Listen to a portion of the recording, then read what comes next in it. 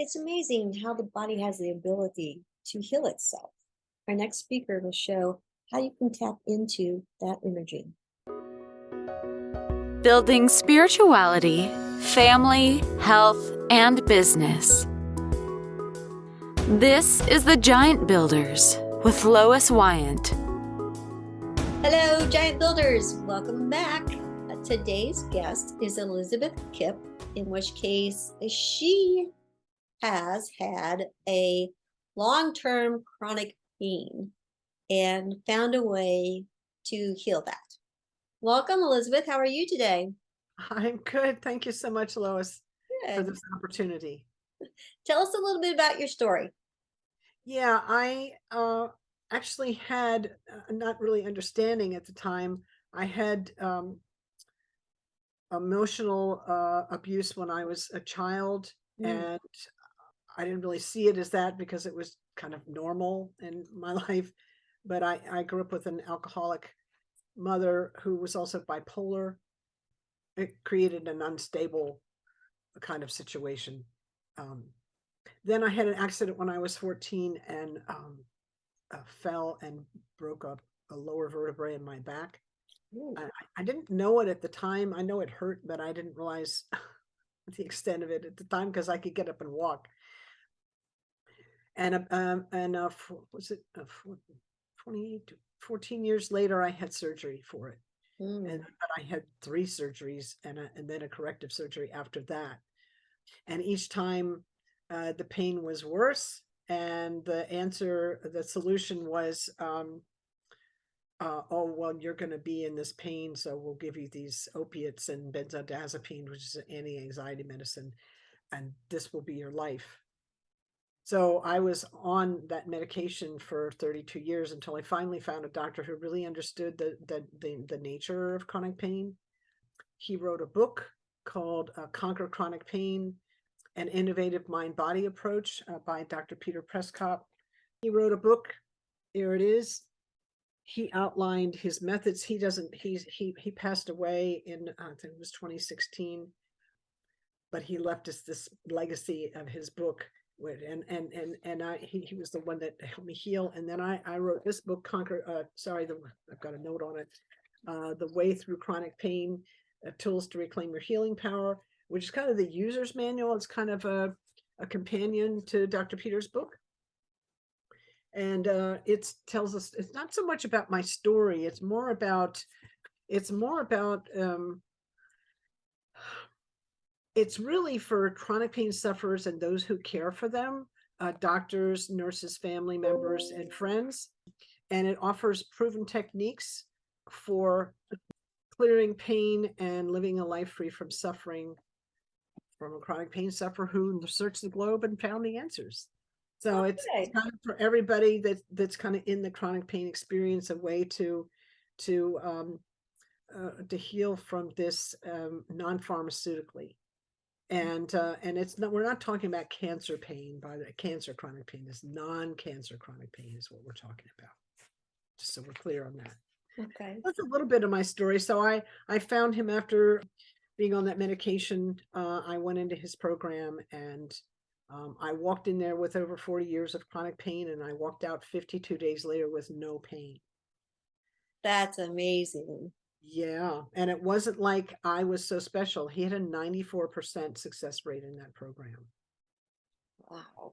Now, not every patient was in there that had a record like mine, but that there were lots of people that had 5, 10, 15, 20 years of chronic pain.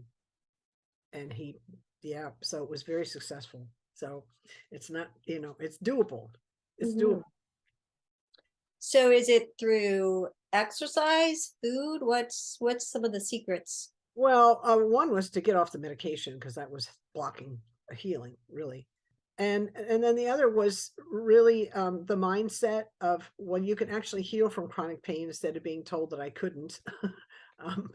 I have a science background, so I kind of saw when the doctors told me that, I was kind of like, this tells me more about the model they're working on than it does about the body's ability to heal. That's just kind of where I came from. I kind of understood that science has limitations and that I was probably bumping up against one. And then I met Peter Prescott, Dr. Peter Prescott, and he was like, yeah, well, there's this other way. And I was like, yeah, I got that. So he brought in Qigong. I do Qigong, but I also teach yoga. Yoga will do this clearing as well. We, of course, good diet, and meditation. So we did, meditation would be the number one thing after getting rid of the drugs, right? And then we also did ancestral clearing. He had an ancestral clearing practitioner in his program, and I learned that. So that was interesting because I was carrying, children. We don't know that we do it, but we do. I kind of ended up carrying some of the burden of my mother, and it turned out that I was carrying the burden of other family members on down the line, and it's a thing that we do. So it's not uncommon. Science is finally trying to actually measure that we epigenetically that we carry the information from one generation to another, and that includes burden, unresolved trauma, the effects of unresolved trauma in the system. So those are some of the things that I did. I brought in a functional doctor to help not just tweak my diet, but kind of how do we tweak the diet? Well, what are we going to look at? Well, we're going to look at genetics. Like I'm not a good methylator, so I have to bring in a lot of B vitamins. And methylation is a process that pretty much is a process that pretty much every part of the body, and it's involved in pretty much every function in the body. So if you're not a good methylator, it can change the way that you walk in the world. And so in addition to B vitamins, which we found out we needed, helps me. Also, like, what are my food sensitivities and what are my food allergies? I mean, it doesn't sound complicated, but these things really affect. Also, what are inflammatory foods? So all those things. Yeah, those are things, pretty much those are the things I did. And then the mindset of, like I said, just understanding you can heal. The body wants to heal. What am I doing that's blocking the healing? Oh, well, I'm judging my pain as bad. Well, if I'm sitting and looking at my situation as bad and not getting to neutral, oh, I'm having an experience, and just allowing that to be what it is, then I'm blocking the healing. Does that make sense? That makes sense. Those are some of the things that I did, and they were the mainstays of his program. The first question that he asked was, the first statement he made was, "Don't judge the moment." And I was like, I'm just sitting here minding my own business. I'm not judging anything. And 3 sentences later, I realized he was talking about my pain. And I'm like, oh my God, I've been judging my pain my whole life as bad. So no wonder it kept showing up. I'm absorbing all of this right now. Yeah, it's a lot. So here's the thing. Energy flows where our attention goes. And Okay. I'll give you a concrete, that he was speaking to that. Here's a concrete example. In the chronic pain experience, and really in the human experience, we spend more time in the past and the future than we do in the present moment. It's just kind of the nature of, what's going to happen when, oh, I did this back then, So this is how that can show up. If I'm ruminating, I'm worried about the future. Oh, what's going to happen? This might happen when I do this, by the time I get to be whatever age, this is going to happen. I'll be like this, if it's like this now, what'll it be then? Right. And if I keep having that thought, the future is unknown unless we're holding on to it. Right. So we're getting more of what we're putting out. The energy's flowing in the direction that our attention's going. That's how that works. Okay. Yeah. So how do we get a hold of this energy? It's really, the interesting question is, where is our attention? Okay. Where is our attention? Oh, Well, I'm having a pain experience and I'm making a story that it's bad and I don't want it and I wish it would change. And when is it going to go away? And maybe it won't go away. And what'll happen then? You see the cascade of things that just went Yeah. through the story that went into where my attention was on the pain, right? That's a lot of energy. Imagine if we turned our energy to healing. What would it be like if I just sat in my experience and didn't judge it? What it would be like if I just witnessed my experience? What it would be like if I put my attention on the place that the experience is arising from, consciousness itself, rather than on, you know, the break in the body, or I'm mad at the doctors, they can't heal me, or I hate this medicine, or whatever whatever I'm mad at. What would that be like? So that's how you change the energy. Just changing your focus on You change your changing reference focus. point. You change Okay. your reference point. Yeah, what are you putting your attention on? I'm That's having got to be really hard. it's a lot easier to say it at this level when I'm on this side of it, having had the experience of it, than it is to. I mean, I just was teaching this class. It's interesting you asked that question about the energy, and it's about attention, because I'm teaching a 12-part course on healing chronic pain, and last night's was part 5, and it was all on attention. And what was interesting was the questions from the students, is like, how do I get into that space? Like, take me from where I am now to there. How do I get from there to here to there? And it was very interesting, because my job, I always ask myself, oh, well, look what you just discovered. Now, how can you teach that? Right? How can you break that down so you can teach that? And the answer was, I can point you in that direction, but it's experiential. So we have to, the key there is to release the judgment that can't even happen. It can't happen for me. It's out of my reach. Whatever kind of beliefs we are that's blocking just being aware, just being the witness. That's what we need, where we need to do the work. Yeah, it's kind of interesting. I don't know if that made sense or not. It's very hard to try and teach. I can, like I said, I can point to it, but it's up to each person to actually step into the space and have their own experience. So everybody's experience is completely different. Well, everybody's experience is from their point of view. Okay.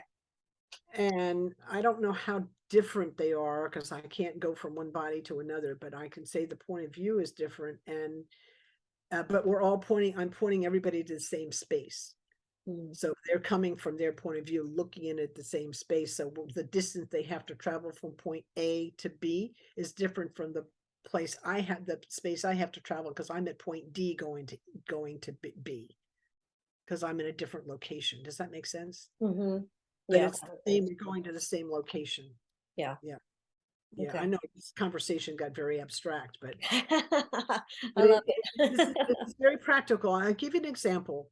Okay. It's kind of an extreme, but it's a powerful example.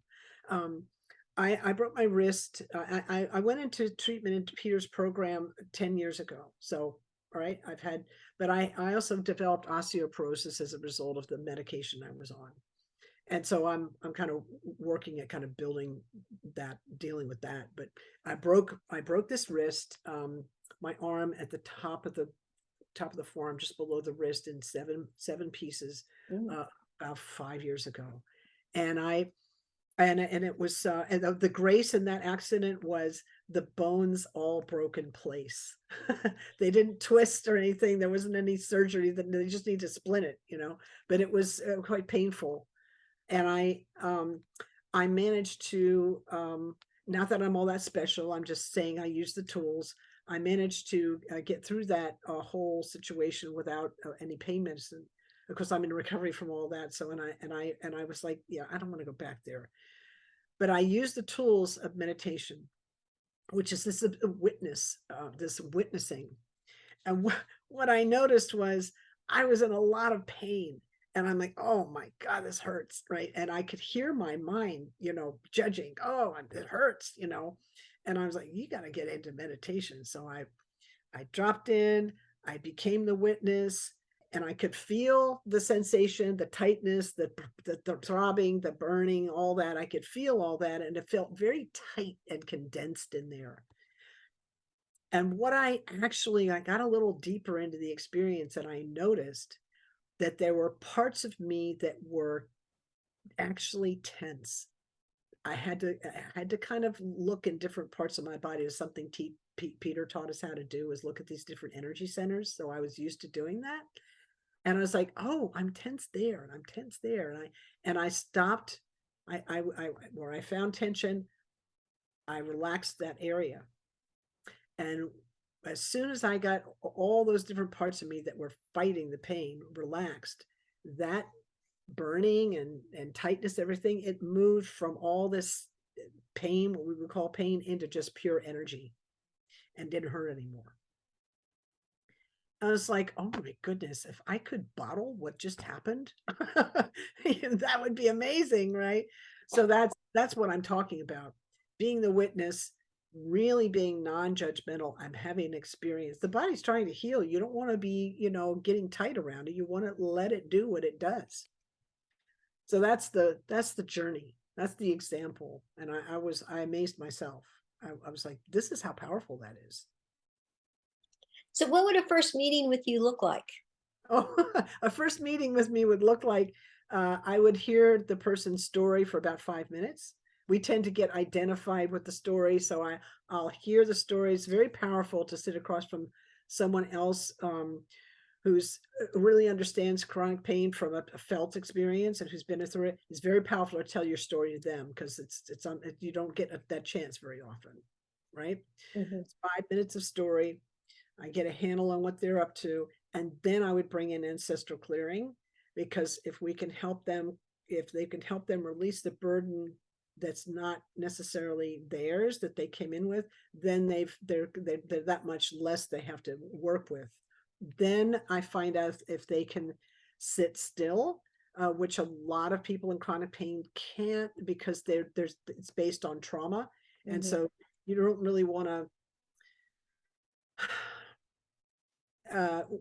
sitting still is not something that people with trauma are really good at. So I would teach them I would teach them how to meditate, but in a moving, so that they're moving, gentle movement, so the body's got something to do, and bring in a mantra, just a repeated phrase, just something really simple that would kind of calm the mind. And I get the nervous system to calm down. The first thing I do is teach them how to calm the body. 3 minutes of left nostril breathing or alternate nostril breathing is very helpful, so that they can feel right away. They can feel a difference. And once they go, oh, then they're interested in working with me some more. Mm-hmm. I give them a felt experience of shifting. The ancestral clearing telling the story will begin to develop some trust. Ancestral clearing will begin to help the nervous system calm down, and then the breath work helps as well. And then the meditation practice, because chronic pain, it's really important to develop a meditation practice of some kind, even if it's a moving one, because chronic pain changes the brain. It creates chaos and confusion and negativity, and meditation heals those changes. It's not the only thing that heals them, but it's the first and most pronounced thing, the meditation. So it's really important. And as Peter said, we use the tools every day for the rest of our lives. And for me, it was like, I get into his class and I'm like, there's tools? Nobody told me there were tools. It's like, this is great. There's actually tools. I was getting by with my wits and medication. That was the doctor's answer for years. Yeah, that's a sad situation that our medical field is in these days. But they're beginning to understand more about chronic pain, and you're beginning to see more integrated, holistic pain management programs. Mhm. But yeah, it's a challenge. Doctors, from what Dr. Peters said, doctors are really not taught about chronic pain in medical school. So he went and did a specialty in it. So you kind of have to do a specialty in it to really kind of understand the nature of it. Mhm. Is something like arthritis considered like a chronic pain issue or? Oh, yeah, sure. Let's define chronic pain. Chronic Okay. pain is any pain, physical, mental, emotional, spiritual, financial, any pain that's felt 15 days out of 30 for 3 months or more is chronic. Oh, okay. So, it all those different kinds of pain send the same signal to the brain. It hurts. Mhm. Uh, Grief is a chronic pain experience. Not being able to pay your bills extended, that can be a chronic pain experience. Domestic abuse, like that could Mhm. be a chronic, obviously that's if it goes on, that's chronic pain experience. Physical pain, arthritis that doesn't clear up, that's a chronic pain experience. Why is that important? As I said, chronic pain changes the brain. It changes the way brain really processes information. How does it change it? It brings in, as I said, chaos. It doesn't read the signals quite right, so they're accentuated. There's a lot of hypervigilance. The nervous system becomes dysregulated, and we're always worried about where's the next threat going to come from. So we're constantly in stress mode, and the emotional center in the brain is affected, so that we are a lot more negative. So we need to bring in modalities that heal those changes, and that's what I do. So when you come to a session with me, that's what we address the things that are actually affecting the brain. It seems like it should be logical because God gives our bodies ways to heal itself, but yet we have to be shown the path, as you will. Sure, you don't know. You don't know what you don't know. I never Mhm. knew any of this stuff until I knew it. And I was like, oh, wow, this is great. It's like, there's an answer. I love it, you know? Can you give me more information about the ancestral clearing?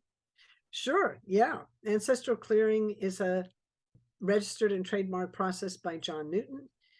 It was which came out of the work of Howard Wills. I'm a practitioner of the Ancestral Clearing process. It helps us release parts, things in us that we're holding on to from the past. It's an interesting process. It involves about 80% of it involves forgiveness. And what do I mean by that?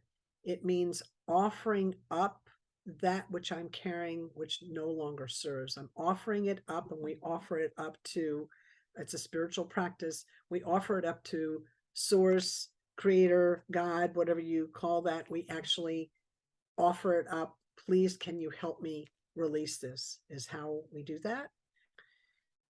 It helps us by, like, for instance, I carried from my family, by the time I was 4 years old, I knew there was this weight, this dark weight in the family. I didn't know what to call it, and nobody talked about it. We didn't talk about things like that anyway in my family. It was like, nobody wants to talk about that. I carried it for a long time, until probably about 8 years ago, when I was, you know, doing ancestral clearing, and we actually focused on that, and I don't carry that anymore. What was that shadow? It was the weight of the trauma that both my parents felt from World War II. My parents were both affected by it. Well, my dad was actually in it in South Pacific. My mom lost her mom on the last ship that came over from England, was torpedoed. They were both affected by by that war, and when they came home, by the time they had kids, they didn't talk about it. That was now, we watched war movies, but we never discussed it. We just watched them. And then, there was no discussion. There was just watching. Right. So it was kind of a strange, it's kind of a strange, limited experience for me. And it was a very heavy experience for me. And I can't explain to you why I knew, it was just shocking to me. I'm not sure how I took that shadow on, but I did. But kids will do that. Kids will do that. They'll do what they think they have to do. And a lot of it's unconscious. Again, we come in with a frequency from our ancestors. We'll do what we have to survive. And if a part of me felt like if I could take this shadow on, maybe my parents will do better. It'll help me. Does that make sense? Yes and no. Well, I what's your mean, question? I could see that I do comprehend the fact that children take on things that they may not know. I find it intriguing that you were able to find that you were through your ancestral clearing, you were able to figure out where all that heaviness came from. I find that very enlightening. Well, that's because we do that I love that you asked that or mentioned that. That's because we do the we do the work in the present moment. Remember I talked about, instead of focusing on the pain, focus on where it's arising from, which is consciousness, right? That is a field that's full of information. This present moment, the present moment's full of information. And as an ancestral clearing practitioner, we do the work from that space. And we're not actually kind of doing anything. We're holding space for creator and the client to have this conversation. Creator, please help me release this thing I'm carrying. And in that space, we can access, quantum physics tells us, we can, in the present moment, we can access past, present, and future all at once. That's how it works. It's pretty cool. Yeah, quantum physics has really given us a handle on kind of why this kind of stuff works. Because we can actually, when we're in the present moment, we can access that. That's how we do it. Show me how the ancestral clearing works. Sure. If everyone listening to this could just sit quietly, comfortably, and notice somewhere in the body maybe that doesn't feel good, or maybe you have a pattern in your lineage or in your life that's showing up. Maybe there's one around scarcity or abundance, or maybe you're not getting along with someone in your life. You've got a relationship issue.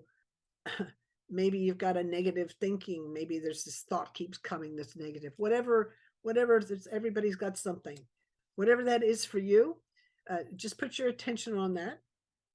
Notice where you feel it in the body.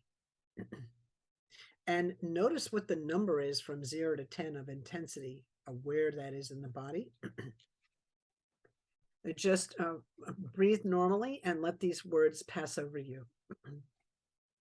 Infinite creator, all that you are, source of all that is, was, and ever will be. Would you please help everyone listening to this and all versions of them, all relevant family members, relationships, ancestors, and all their relationships through all time, space, dimension, realms, and lifetimes. For all hurts and wrongs that led up to this pattern, this issue, this condition, and all similar type experiences in their lineage and family. For all aspects of it, all that led up to it, and all that arose from it.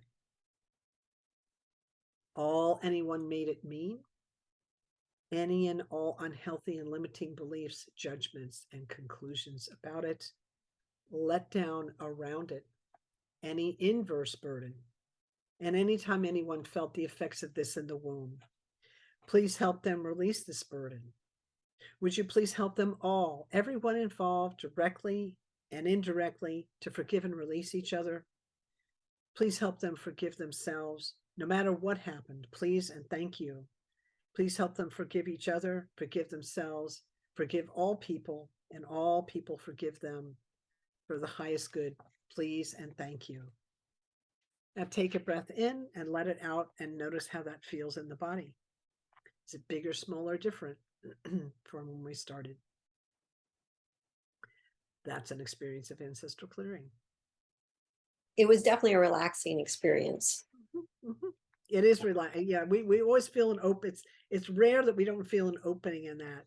And that was about, I don't know, 30, 45 seconds worth.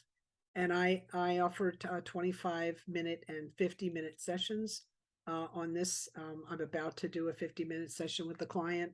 I do this almost every day, along with the chronic pain management work that I do and the addiction recovery coaching I do.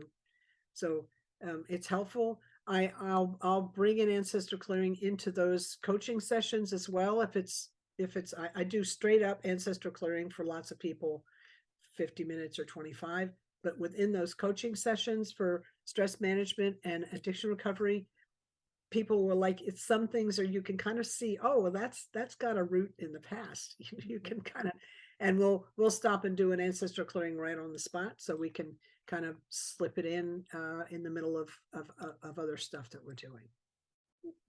So are most of your sessions groups or individuals? Well, most of my sessions are individuals, but I do groups. I did a lot of groups before COVID. And I've got a chronic pain course now that's got a little over 110 people registered. That's an online course on healing chronic pain.